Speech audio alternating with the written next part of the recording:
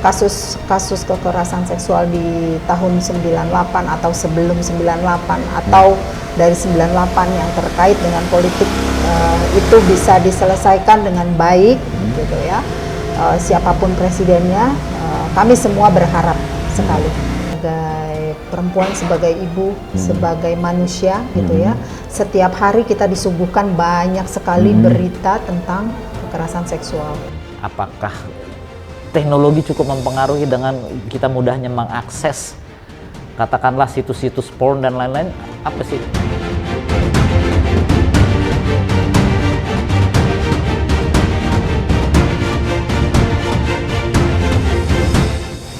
Jumpa kembali di podcast Gerak-Gerik di channel Gerak 98 bersama saya Parto Bangun, karena setiap gerakan pasti ada yang bergerik. Oke. Kali ini saya kedatangan tamu Mbak Ratri Wahyu Mulyani. Mbak Ratri Wahyu Mulyani ini seorang aktivis perempuan. Ya mungkin beliau sudah banyak beraktivitas di isu-isu perempuan. Mbak Ratri apa kabar? Kabar baik. Terus dulu dong. Ini Mbak Ratri, cerita dong latar belakang Mbak Ratri sebagai penggiat di dunia aktivitas dulu sebagai aktivis. Dulunya di tahun 96 gitu ya. Saya sempat melakukan aktivitas bersama kawan-kawan gitu ya. Itu sebelum reformasi, jauh sebelum reformasi. Ada banyak kegiatan yang kami lakukan, terutama dalam rangka menumbangkan rezim Orde Baru. Oh, penumbangan rezim Orde Baru ya?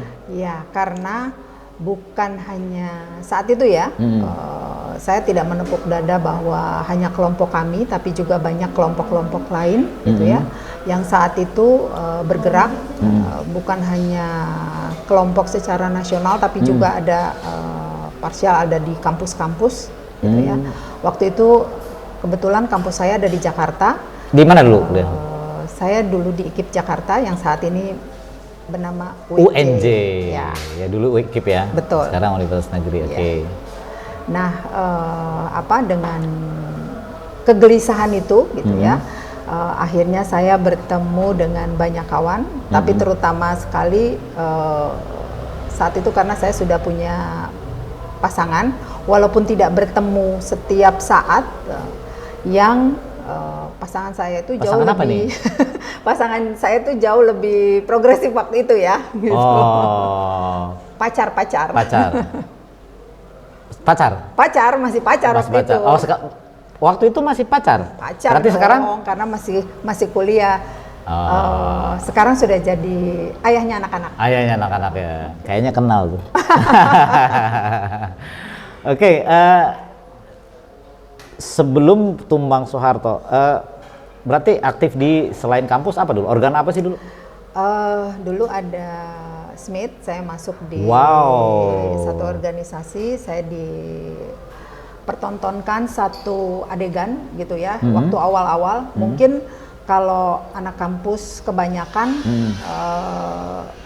saat itu tidak terlalu peduli dengan kehidupan yang terkait dengan kemanusiaan gitu ya, tapi hari itu saya diajak untuk melihat satu kegiatan di YLBHI, yaitu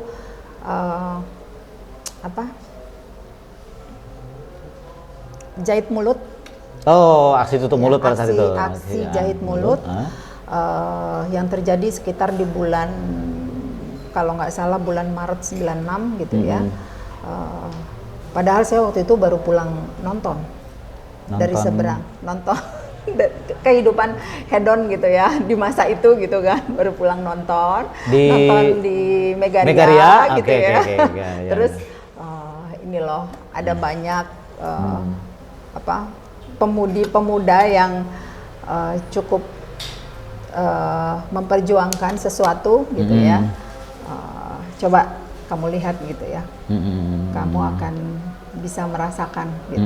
Waktu itu pacar nggak terlalu nih, cuma diajak lah, untuk cuma melihat. diajak. Dan saya lihat ada perempuan dan laki-laki yang melakukan aksi jahit tersebut. mulut gitu ya.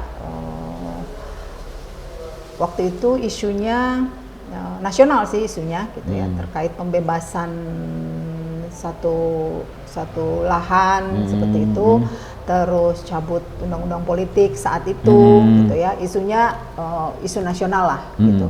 Dan ternyata orang-orang anak-anak muda-muda ini bukan dari Jakarta saja, tapi dari juga daerah. dari daerah. Okay. Nah, mulai dari situlah rasa itu timbul gitu ya. Oh, gejolak perlawanan itu muncul lah ya. Muncul bahwa ada loh gitu ya, pemudi-pemuda saat itu gitu ya, yang rela meninggalkan kampus, meninggalkan rumah, meninggalkan keluarga gitu ya, untuk berada di Jakarta, melakukan aksi untuk didengar pemerintah saat itu. Gitu. Oke, berarti salah satu faktor yang membuat Mbak Ratri terlibat berarti dijerumuskan dalam tanda petik oleh bapaknya anak-anak. Ya kan? Iya. Sebut merek boleh dong. Karena kebetulan bapaknya anak-anak Mbak Ratri adalah senior saya, Bang Roso, ya kan? Betul. Termasuk salah satu korban penculikan kasus kuda tuli. Ya. Oke. Juga tapol-napol gitu Iya. ya. Kalau tapol-napol ini biasanya martabatnya lebih tinggi daripada, bukan napol nih sebetulnya. Saya juga tidak pernah menyebut napol, nggak suka tapol. Kalau napol itu masih agak mirip, tapol tahanan politik. Oke. Nah, kebetulan peristiwa itu yang kemudian membuat Nurani Mbak Ratri terpanggil. Pada akhirnya udah ikutlah aksi-aksi berikutnya gitu ya. Ikut aksi-aksi, terus diajak kurpol gitu ya. Diajak melakukan satu kegiatan, yaitu menaruh banyak selebaran gelap gitu ya. Ya. Pada saat itu memang baru itu ya. Pada saat itu gadget belum ada. Ya, gitu barang ya. mahal itu masih handphone barang mahal. Dan menginformasikan kepada masyarakat tidak mungkin di media nasional, media legal gitu ya. Dan anak-anak ini melakukan hal yang satu keberanian yang bagi saya itu tiada duanya saat itu. Dan saya harus dengan kesadaran sendiri gitu ya, melakukan hal yang sama. Ya, artinya juga kesadaran itu sadar akan resiko. Betul. Ancaman nyawa. 3B. Dihilang. Apa tuh 3B? Bui, bunuh, buang. Bui, bunuh, buang ya. Waduh, luar biasa. Dan ya fakta juga bahwa beberapa teman-teman kita yang tidak sampai kembali hari ini sampai hari ini. Kalaupun mati, batu nisannya di mana? Betul. Oke. Mungkin kita langsung masuk ke topik nih. Mbak Ratri, apa sih concern Mbak Ratri terkait isu-isu khususnya kekerasan ya terhadap perempuan? Artinya Mbak Ratri sebagai perempuan melihat fenomena maraknya kekerasan perempuan, termasuk tidak saja kekerasan fisik ya, tapi juga kekerasan seksual di negeri ini. Menurut Mbak Ratri gimana sih? Menurut saya dengan banyaknya itu sudah sangat menyesakkan hati ya, sebagai perempuan, sebagai ibu, sebagai manusia gitu ya. Setiap hari kita disuguhkan banyak sekali berita tentang kekerasan seksual yang terjadi bukan hanya ada di lini terkecil gitu ya, bukan hanya di lingkungan pekerjaan, tapi juga di sebuah lembaga pendidikan. Nah, lembaga pendidikan pun bukan lembaga pendidikan biasa, tapi juga berbasis agama, dan itu bagi saya hal yang menyesakkan dada setiap hari karena bertubi-tubi beritanya.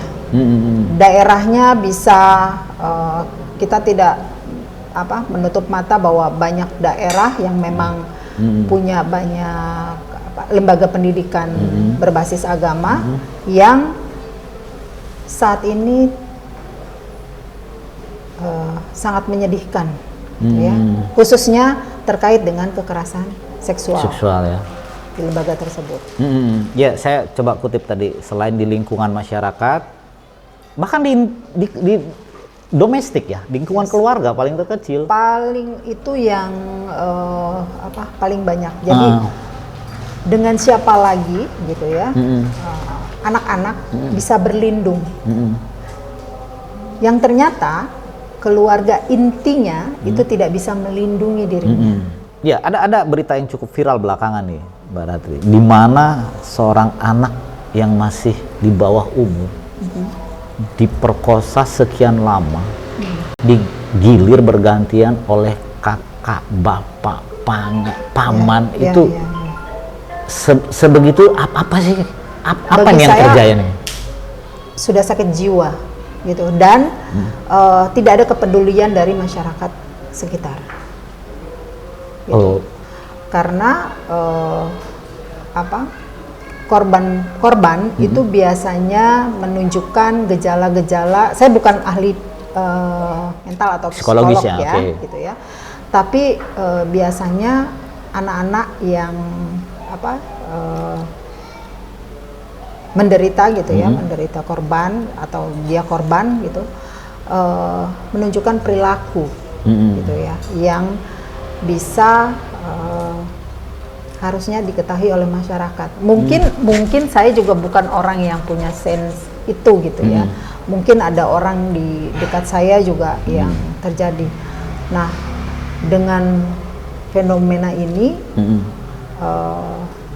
salah satunya adalah selain mental, itu tidak adanya hal yang bisa di masyarakat ini tidak aware gitu. Oke. Tadi kita bicara lingkungan domestik, keluarga, lingkungan. Kebetulan tadi juga Mbak Ratri menjelaskan juga marak terjadi. Ya, kita disuguhkan berita juga banyak fenomena ini terjadi justru di lingkungan pendidikan berbasis agama. Sebut saja pesantren karena memang beritanya sangat masif, banyak. Dan yang ironis, tapi di gereja juga banyak. Ya di gereja, di sekolah swasta juga berbasis agama. Di berbagai lembaga pendidikan agama pernah terjadi. Bahkan yang agak miris malah ada sindikat guru-guru betul melakukan terhadap korban itu siswa kan gitu. Nah, apa sih sebenarnya yang melatar belakangi fenomena ini? Apakah teknologi cukup mempengaruhi dengan kita mudahnya mengakses katakanlah situs-situs porn dan lain-lain? Apa sih? Bagi saya gitu ya, bukan itu intinya, tapi bahwa ada mindset tentang seksualitas itu kan di otak ya, bahwa terjadinya pemerkosaan itu, saya tidak setuju bahwa itu karena pakaian seseorang. Nah, kalau memang sudah di otaknya ingin melakukan kekerasan seksual, itu pasti terjadi. Ya, mau dibungkus seperti apapun perempuannya, kalau emang sudah niatnya jahat, birahi udah memuncak, nggak ada urusan bagaimana soal tampilan kan. Betul. Kalau soal gadget dan sebagainya, itu bukan faktor yang bisa disalahkan salah satu menurut saya ya, karena itu tinggal bagaimana hati dan isi otak seseorang. Nah, tapi kan kemudian begini, kan posisi perempuan ini kan banyak menjadi objek, artinya ya dalam industri film perempuan dijadikan objek. Di lingkungan kita juga ya banyak sekali, katakanlah PSK juga banyak perempuan menjadi objek kan gitu. Sekarang PSK laki-laki juga banyak. Oh, ada juga ya. Oke. Ya artinya begini, fenomena-fenomena ini membuat kemudian maraknya terjadi pemerkosaan yang kemudian saya mau kaitkan ke arah begini. Banyak sekali pendapat yang mengatakan bahwa ya salah perempuannya. Banyak juga terjadi kemudian ketika masuk ke ranah hukum yang disalahkan perempuannya gitu. Bahkan ada yang sampai yang malah terbalik, yang dihukum perempuannya. Seberapa serius nggak sebenarnya produk hukum kita mengayomi kasus-kasus seperti ini? Kalau dari undang-undang PKS yang sudah diterbitkan, ya, Undang-Undang PKS nomor 12 tahun 2022, sejauh ini mungkin masih ada pro dan kontra. Tetapi bahwa sosialisasi tentang undang-undang ini yang sosialisasinya sosialisasinya yang menurut saya masih belum sampai ke masyarakat. Karena apa? Banyak sekali orang yang sangat tidak tahu hukum, padahal kita negara yang katanya negara cukup hukum. Negara yang basisnya juga berbasis agama gitu ya. Tetapi sangat kasus ini gitu, khususnya di Indonesia itu tiada hentinya. Nah, berarti apa? Dari pemerintah sendiri, kalau memang sudah ada undang-undangnya, seharusnya kan bisa disosialisasi, bukan hanya kepada masyarakat, tapi juga kepada aparat.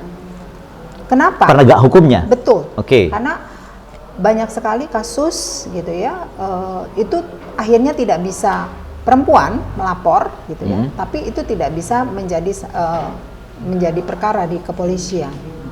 Apalagi kalau yang melakukannya keluarga. Itu yang ada banyak hal masyarakat kita, aparat kita gitu ya, diminta untuk bernegosiasi. Damai gitu, atau ada kasus dinikahkan. Nah, apalagi dinikah paksa gitu. Dinikah paksa gitu. Padahal korban itu akan sakit seumur hidup. Ya jelas bukan solusi ya. Ya, itu bukan solusi. Dan saya gitu ya sebagai perempuan itu menolak ada aturan tentang itu, atau misalnya itu terjadi di sekitar kita gitu. Belum lagi kalau itu di bawah umur. Dinikahkan itu bukan solusi. Iya. Itu kan beban seumur hidup dia ya. Bagi saya aborsi choice itu adalah pilihan. Oke, nah ini menarik nih. Sementara masih ada perdebatan bahwa aborsi secara aspek atau kacamata agama dilarang, secara mata undang-undang dilarang dan bla bla bla. Kemudian artinya sebenarnya ini bisa juga menjadi solusi dong untuk mengobati psikologis dia ya, kan? Karena apalagi dia di bawah umur ya, dia belum siap untuk memiliki anak.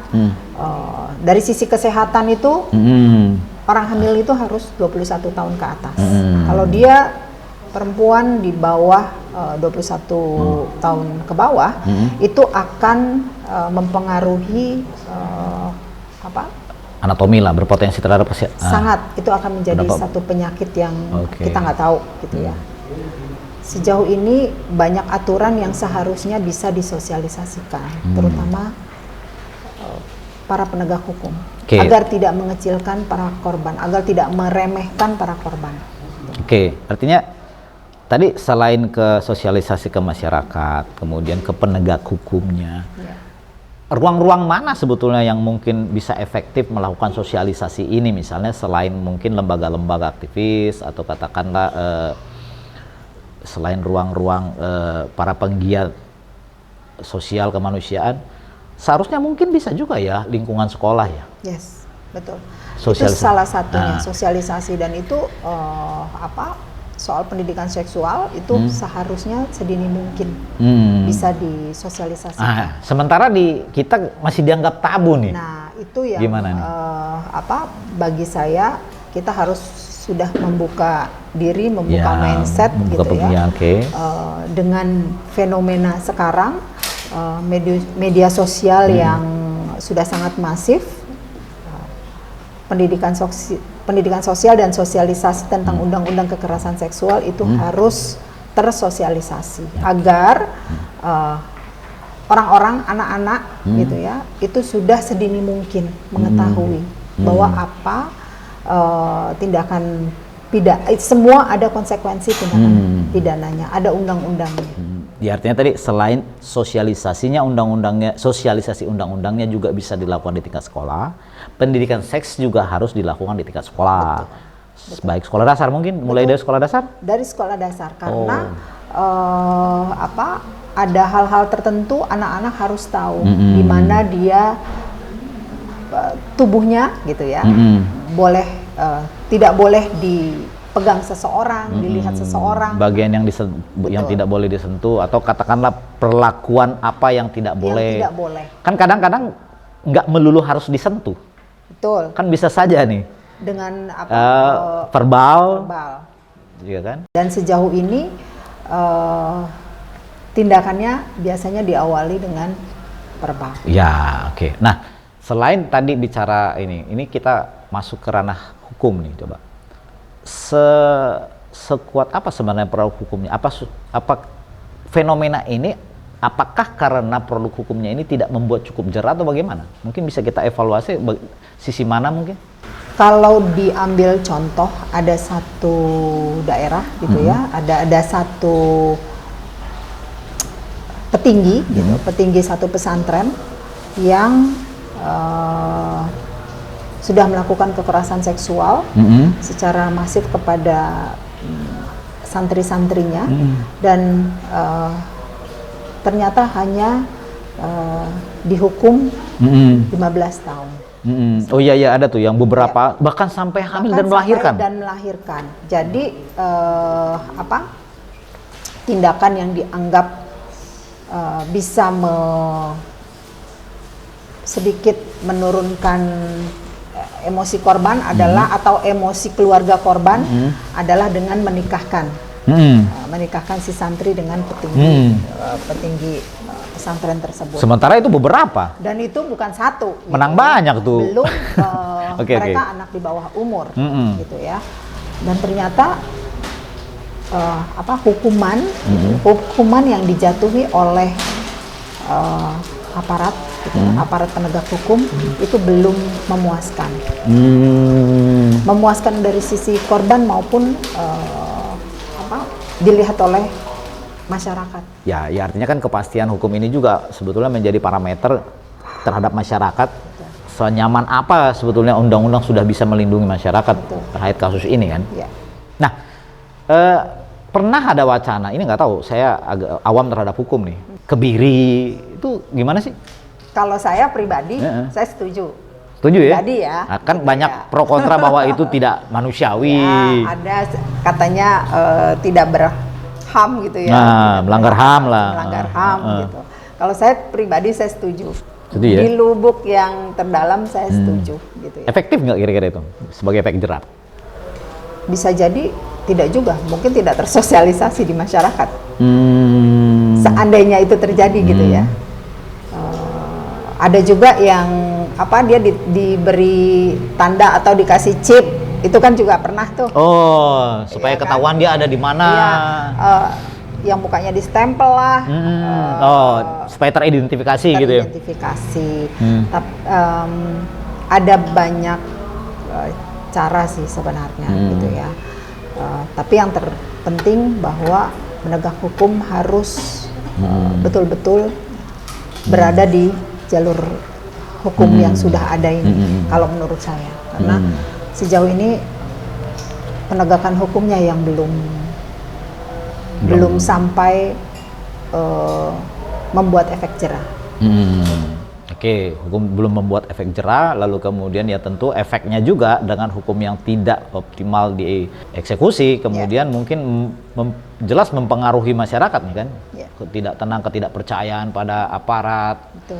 Nah, yang terjadi apa? Jadi korban ini jadi takut melapor kan? Banyak terjadi seperti itu. Takut melapor karena mungkin belum tentu juga terselesaikan, atau apa nih? Takut melapor ketidakpercayaan atau takut melapor efek malu misalnya. Satu efek malu, yang kedua adalah bukti. Tapi di undang-undang ya. Di undang-undang PKS ini kan sudah ada sedikit, bisa dibilang kita seharusnya tidak takut untuk melapor karena dengan 1 atau 2 orang secara tidak langsung itu bisa melapor dengan 1 atau 2 saksi secara tidak langsung ya. Kan ada saksi langsung, ada saksi tidak langsung.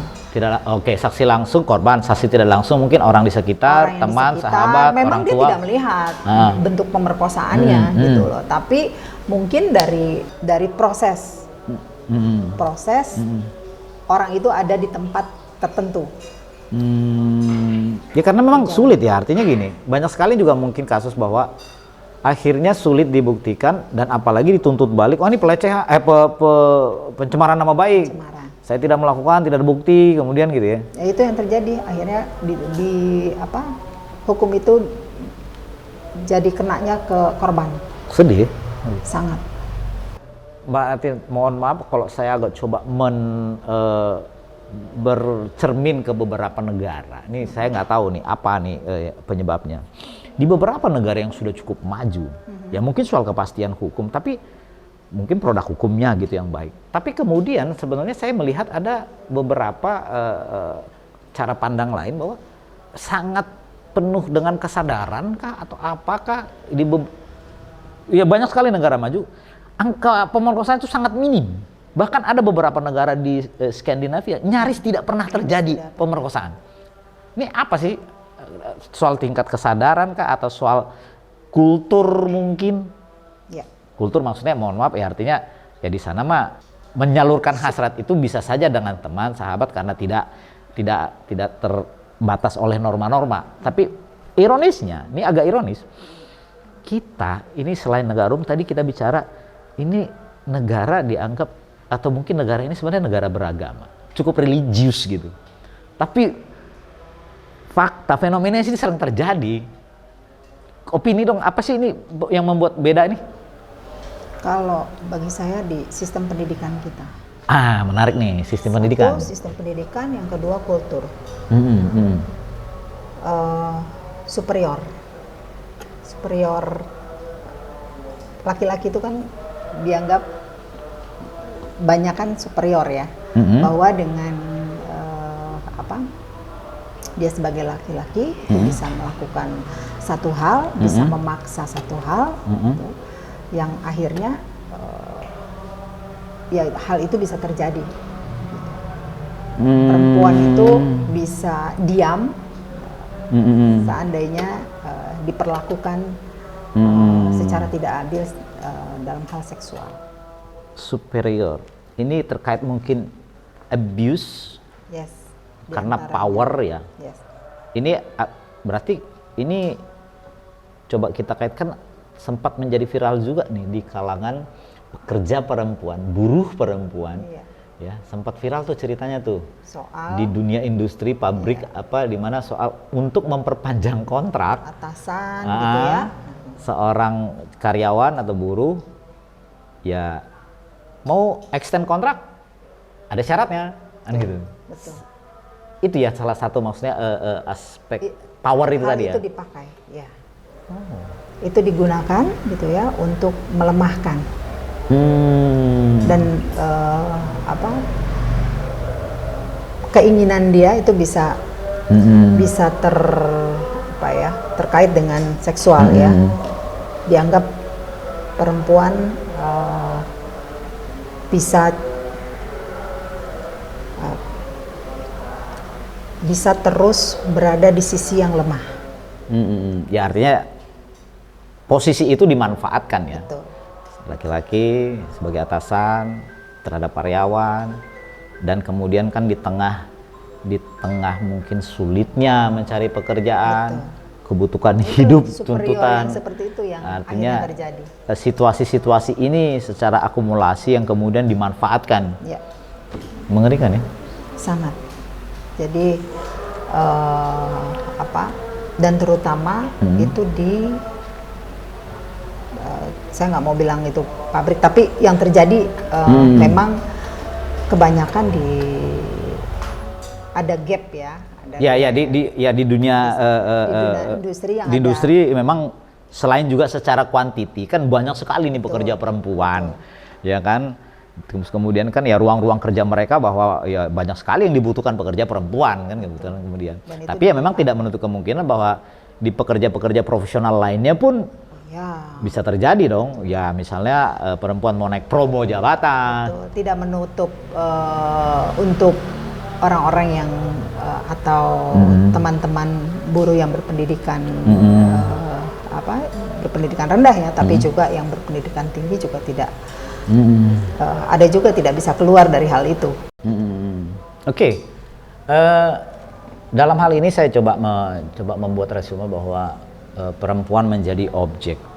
Ada nggak sih pemikiran-pemikiran mungkin atau saran dari Mbak Ratri bahwa bagaimana sih kemudian supaya perempuan ini punya kepercayaan diri, punya kemandirian, punya kekuatan, bisa menjadi subjek atau punya kesadaran? Apa sih yang harus kita empowering gitu? Ada banyak ya, tapi di antaranya tadi kepercayaan diri. Pada saat kita perempuan percaya diri bahwa apa yang kita berhak atas tubuh kita, gitu ya, bahwa apa yang terjadi itu bukan satu hal kehinaan, gitu, yang memang harus dilaporkan apapun yang terjadi bila itu terjadi pada kita. Yang paling penting adalah bahwa tanggung jawab kita sebagai personal diri sendiri. Sejauh ini saya melihat sudah banyak perempuan juga yang cukup berani gitu ya, speak up gitu ya. Hanya memang lagi-lagi di tingkatan penegak hukum yang kadang membuat itu rasa percaya diri itu jadi dihilangkan. Oke. Dari tadi Mbak Ratri ini selalu menusuknya ke penegak hukum nih. Ya, karena ya kita tahu sendiri lah gitu ya. Mungkin hal yang tidak dilaporkan lebih banyak lagi. Oh pastinya ya. Ya. Ya tadi karena hambatan-hambatan rasa malu, budaya, betul. dianggap aib. Apalagi kalau itu menyangkut misalnya masih di bawah umur. Biasanya orang tua korban gitu ya diminta untuk berdamai dulu dengan pelaku. Kebanyakan kan seperti itu. Dan kita seharusnya malu ya, saya sebagai manusia perempuan dan ibu gitu ya, terhadap pemaksaan pernikahan yang dilakukan oleh karena tindakan pemerkosaan, itu hal yang sangat memalukan dan itu seharusnya tidak terjadi di Indonesia. Oke. Kita sedikit beralih ke kasus pelecehan seksual di publik, maksudnya di tempat umum, di transportasi. Ini banyak ya sekarang ya. Belakangan ada campaign dari Transjakarta, itu bagaimana mensosialisasikan atau memitigasi, membuat pengumuman segala macam dan mengajak untuk perempuan melapor hingga sampai ada pemisahan gerbong kalau di kereta, bus pink tuh. Ya, maksudnya atau kalau yang perempuan ada di depan, yang laki-laki. Itu udah cukup lama ya di sana. Itu cukup ini nggak sih sebenarnya? Efektif nggak sih? Kalau masih bentuknya seperti sekarang itu belum terlalu efektif, tapi bahwa itu sedikit bisa minimalkan. Meminimalisir aja ya? Meminimalkan saja, karena yang terjadi adalah lagi-lagi si pelaku nih, dia punya banyak cara, punya banyak cara untuk bisa melakukan pelecehan seksual dan tidak peduli dengan berbagai aturan yang sudah ada gitu ya. Seperti yang kita baca mungkin kalau Bang Parto yang sebelumnya ada di kereta apa yang di itu ya, dia pakai sarung kereta ya kalau nggak salah, dia pakai sarung itu, dia melakukan pelecehan. Dan memang itu sengaja dengan kesadaran gitu ya, dia datang terus ingin melakukan pelecehan. Menurut saya itu dengan kesadaran gitu. Dan dia dan pasti di tempat umum. Dan sekarang ini kan fenomenanya banyak masyarakat, banyak orang ya, oknum ya, dibilang sakit karena ada fantasi atau fetis gitu fetis, ya terhadap seksual. Itu juga misalnya ada banyak terjadi begal payudara misalnya. Itu kan dan ini bukan hanya di Jakarta ya, tapi ternyata di daerah juga masif hal itu. Iya. Saya dibilang nggak tahu, tapi yang pasti kami sebagai perempuan itu tidak merasa aman gitu ya, berada di tempat-tempat umum gitu. Hanya di tempat-tempat tertentu sedikit sekali perempuan itu merasa aman. Ya bahkan kayak aksi-aksi eksibisionis ya. Yes, itu menunjukkan itu kan kelamin. Enggak dan itu nggak sedikit gitu ya. Iya. Dengan adanya media sosial ini sebenarnya kalau perempuannya speak up, itu akan jauh lebih efektif untuk bisa cepat pelaku itu tertangkap misalnya. Ya, pernah ada beredar video di mana di angkot cewek berani memvideokan pelaku saat mau atau setelah beraksi di video, ini orangnya gitu. Harus seberani itu ya. Harusnya karena kalau kita tidak berani, dengan siapa lagi? Itu kan nilai yang harus kita bisa menghargai diri sendiri itu di situ. Oke. Kalau tadi kita sudah banyak berdiskusi tentang hal ini, termasuk ke persoalan aspek hukumnya. Artinya kan ya perangkat hukum, penegak hukum, produk hukum kan juga produk dari negara dong. Ya. Nah, apakah ini agak menyentil soal pemerintah berarti ini? Apakah pemerintahan hari ini memang belum cukup concern ke soal isu kekerasan seksual perempuan atau gimana? Dengan adanya undang-undang yang begitu lama berada di DPR, itu kan yang seharusnya itu sudah bertahun-tahun yang lalu harusnya sudah bisa diundangkan gitu ya. Tetapi baru tahun 2022 itu diundangkan dan masih ada pro kontra terkait dengan isi gitu ya. Ya ada beberapa partai lah yang tidak setuju gitu ya, tidak setuju misalnya bahwa kekerasan dalam rumah tangga istri gitu itu terkait lagi dengan karena kita sebagai penganut agama gitu ya, boleh diperlakukan semena-mena untuk satu kegiatan seksual gitu. Itu panjang itu. Adalah satu partai gitu ya yang tidak setuju. Harusnya itu sudah diundangkan sejak lama. Jadi pelaku itu atau kasus itu tidak sebanyak saat ini. Ada juga frase kalau nggak salah, saya lupa di pasal berapa. Bahkan walaupun suami istri memaksa itu tidak boleh ya. Sekarang ada di undang-undang itu. Iya kan? Ya. Artinya ya harus clear bahwa mau sama mau. Betul. Termasuk bukan juga soal hubungan, tapi soal cara. Betul. Paham kan maksudnya? Yes. Ya mau cara ya mau gimana, mau sambil sirkus juga kalau tidak tidak diterima, tidak membuat nyaman. Itu dianggap kekerasan seksual. Oh, gitu ya? Iya. Setuju soal itu ya? Setuju. Oke. Sambil salto. Sorry. Oke, menarik nih.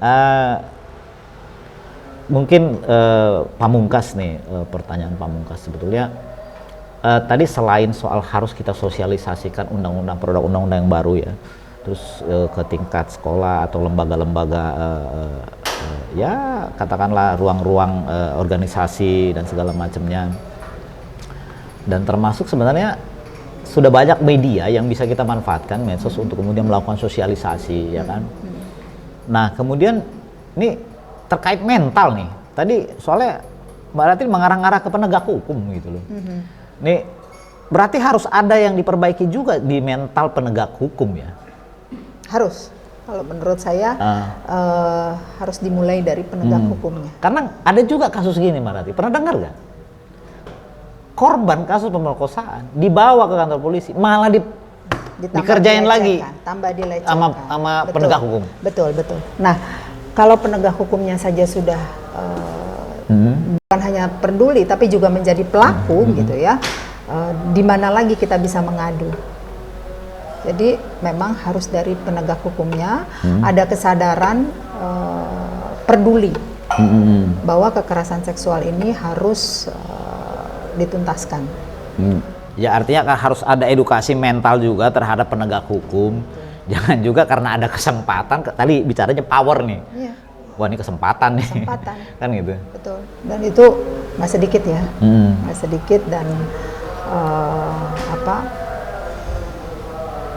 karena itu bukan soal tingkat pendidikan, tapi mindset. Oke. Maaf Mbak Ratri, mungkin kalau saya harus tarik ada gini, jadi kita terkait power, terkait kesempatan, saya khawatir apakah kemudian bahwa power, kesempatan dan lain-lain ini kemudian mewaris, mengingat pernah juga terjadi, sorry saya bahas soal 98, banyak sekali terjadi pemerkosaan, saya sampai belibet nih, karena agak merinding harus ceritanya. Terjadi pemerkosaan massal, itu juga dampak warisan kah atau gimana nih sampai ada perlakuan yang seperti itu massal loh? Ya. Saat itu gitu ya 98 kalau ya Mas Parto juga pasti berada di era waktu itu yang sama gitu ya. Waktu itu saya juga masih mahasiswa dan pada tanggal 12 itu 11-12 kami menginap di kampus gitu kan. Lalu baru tanggal 13 kita sebenarnya sudah setiap hari tuh mau bergerak untuk sampai di mana DPR, tapi selalu biasanya kan dihadangnya di depan kampus sampai terjadi kasus penembakan di Trisakti, 4 korban meninggal gitu ya. Kalau kita flashback. Nah, pemerkosaan itu terjadi yang saya banyak baca itu terjadi masif gitu ya di banyak tempat karena adanya satu gerakan yang diprovokasi. Oh iya? Ya. Oh, bukan maksudnya itu bukan natural saja terjadi karena ada kesempatan gitu? Tidak seperti itu gitu ya, seperti yang saya baca dari dan juga mungkin dari hasil investigasi bahwa karena korbannya gitu ya etnis tertentu. Oke. Jadi sentimen tentang itu di saat itu dibuat lebih besar, digelorakan lah ya. Hingga masyarakat kita melakukan hal yang memalukan sampai kita tidak ingin itu terulang. Oke, maksud saya begini, kasus itu banyak yang belum terselesaikan kan? Yes. Nah, kaitan tadi pertanyaan saya berarti ya bagaimana kemudian kasus ke depan selanjutnya jika terjadi hal-hal seperti ini kan gitu, karena tidak ada efek jerah, produk hukum lemah, penegak hukumnya lemah, mental penegak lemah, keseriusan pemerintah juga tidak cukup optimal. Kalau untuk kasus terkait pemerkosaan 98 itu seharusnya diselesaikan secara politik. Penyelesaian politik. Yes, itu penyelesaiannya secara politik, lalu juga ke depan harus ada sign of human right gitu ya, terkait dengan itu agar ini tidak terkatung-katung seperti sekarang. Ya supaya ini kan belum selesai kan, kita tidak tahu satu tindakan atau hukuman apa bagi pelaku gitu ya. Dan korbannya yang saya tahu tidak hanya satu, tapi ada beberapa yang juga ada yang hampir bersaksi di pengadilan internasional. Oh ya, sampai ke internasional ya? Ya, sudah sampai pengadilan karena sudah dilakukan ad hoc gitu ya, sudah dilakukan ada rekonsiliasi dan sebagainya gitu ya. Saya tidak terlibat dalam hal itu, saya membaca, tetapi ternyata si korban meninggal dunia sebelum sampai ke pengadilan gitu, untuk bersaksi. Nah. Jadi memang kasus 98 itu sangat politis. Berbeda dengan kasus yang terkait dengan saat ini, kecuali gitu ya, kecuali ada beberapa kasus gitu yang terjadi di satu kasus-kasus daerah gitu. Kalau misalnya pernah tahu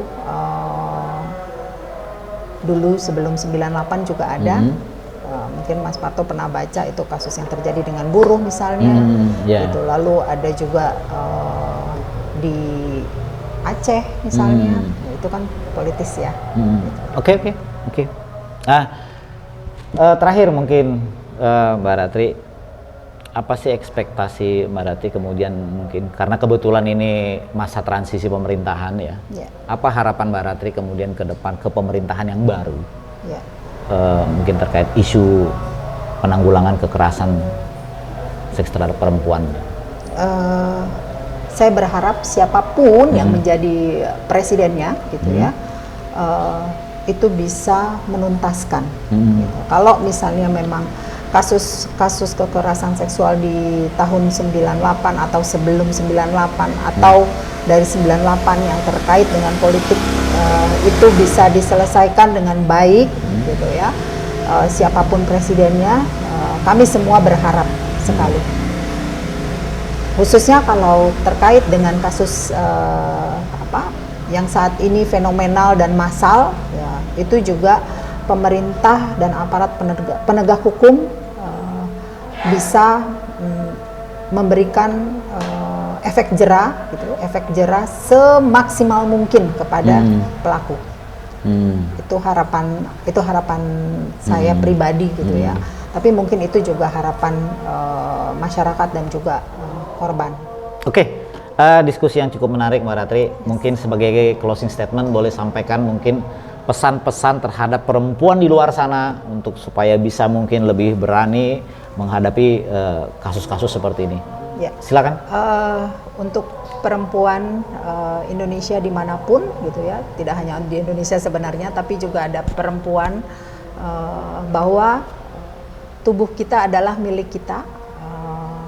Apapun itu adalah nilai dari diri kita sendiri, hargai, dan bila terjadi